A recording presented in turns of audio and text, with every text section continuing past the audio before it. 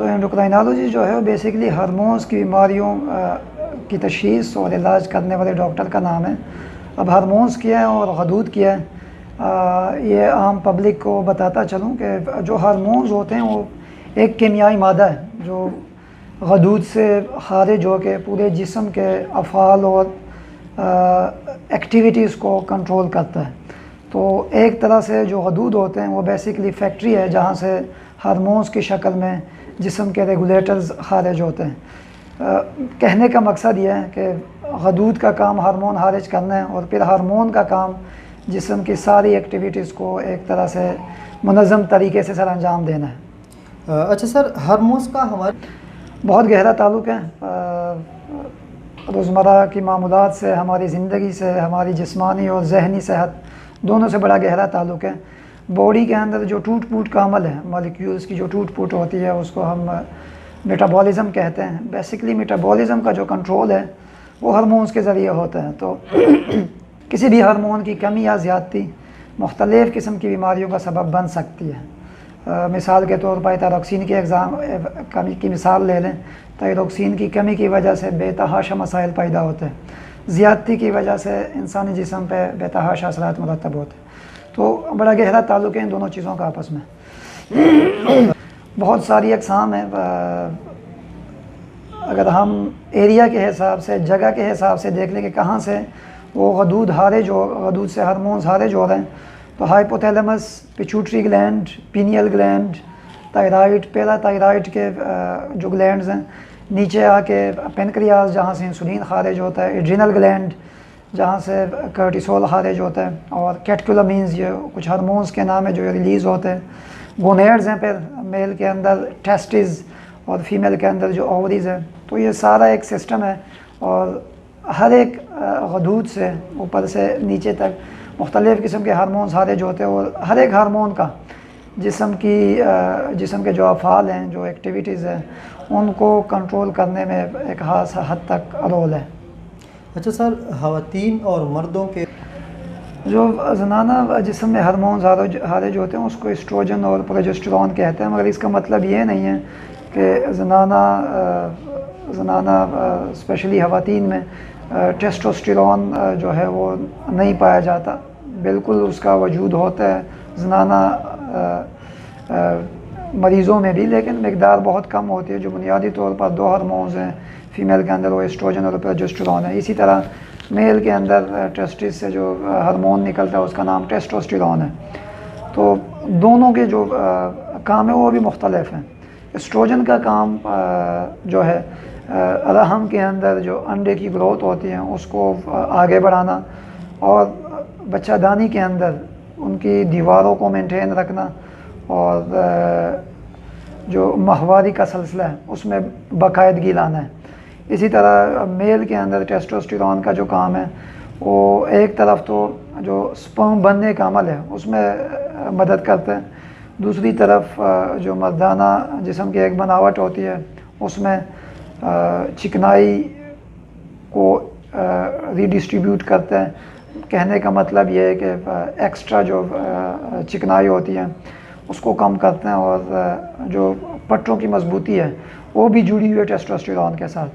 सो दोनों मुख्तलिफ hormones, oestrogen और टेस्टोस्टेरोन, दोनों का काम भी मुख्तलिफ ही है। एस्ट्रोजन जो है बेसिकली यूट्रस और ओवरीज़ के अंदर, यूट्रस जिसे हम बच्चादानी कहते हैं और ओवरीज़ जिसे हम रहम कहते हैं, इन दोनों के अंदर एस्ट्रोजन का बुनियादी काम है इनकी दीवारों को मेंटेन रखना और अंडे की ग्रोथ को आगे बढ़ाना। ये एस्ट्रोजन का काम है। जो प्रोजेस्टेरॉन है उसका काम बच्चादानी के अंदर मुतवक्का हमल के लिए बच्चादानी को तैयार रखना है।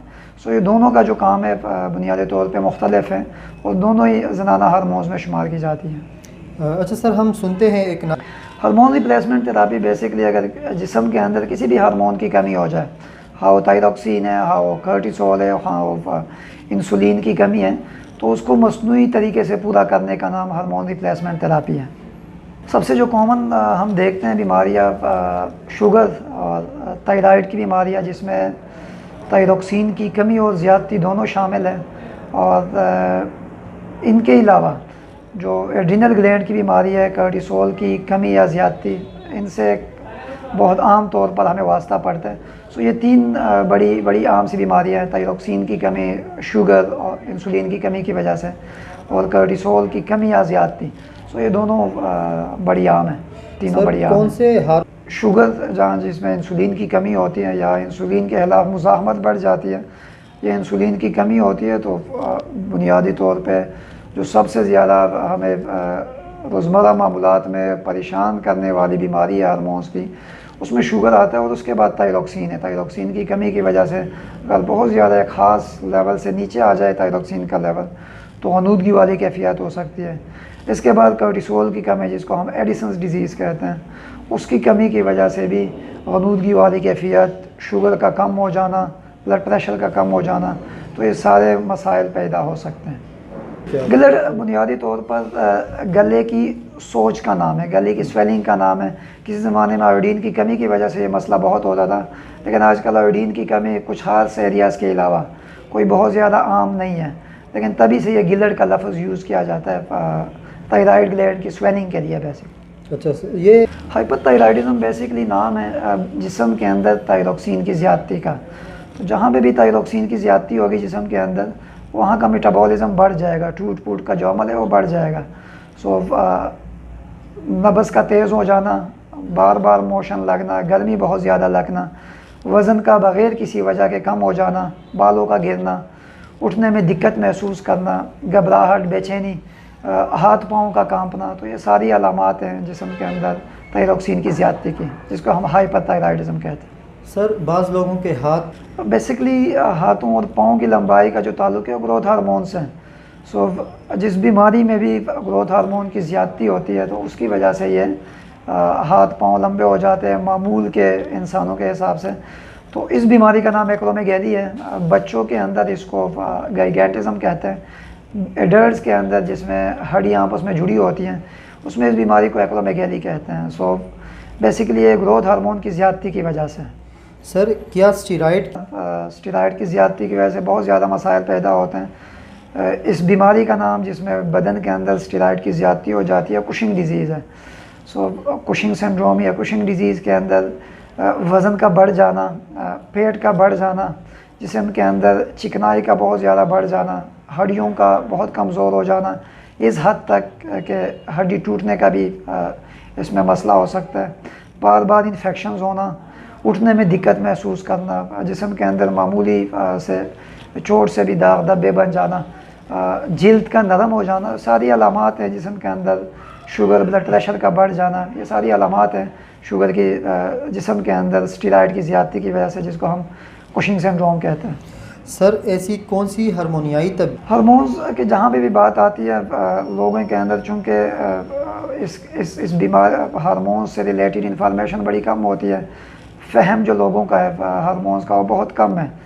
तो ख़ासकर शुगर की जो अलामात है, वज़न का कम हो जाना, भूख प्यास का ज़्यादा लगना, पेशाब के लिए बार बार उठना, थायराइड की जो अलामात हैं थायरॉक्सिन की ज़्यादती की या कमी की, तो इन अलामात को ख़ास तौर पे संजीदा लेना चाहिए, क्योंकि इनकी वजह से ऐसी पेचीदगियाँ जिसमें कोमा भी शामिल है हो सकती हैं, और ये जानलेवा भी हो सकती हैं किसी मरहले पे।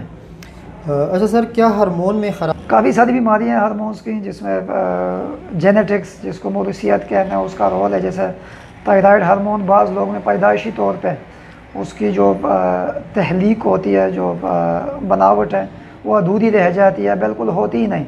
इसी तरह पिट्यूटरी ग्लैंड है सर के अंदर, वहाँ भी बाज़ औक़ात पिट्यूटरी ग्लैंड जो है वो पूरी तरह बन नहीं पाता, जिसको हम कंजेनिटल डिजीज़ में शुमार करते हैं। तो मौरूसियत से, जेनेटिक्स का, इन चीज़ों से बहुत गहरा ताल्लुक़ है। सर अब खुराक जो है काफ़ी सारी हार्मोन्स की बीमारियां हैं जिस पर असरअंदाज होते हैं। जैसे जिस्म के अंदर ट्राइग्लिसराइड्स जो होते हैं, ठीक है, चिकनाई वाली चीज़ें आप बहुत ज़्यादा खाएंगे तो ट्राइग्लिसराइड्स, जिसको हाइपर ट्राइग्लिसरीडीमिया कहते हैं, उनके बढ़ने का चांस है।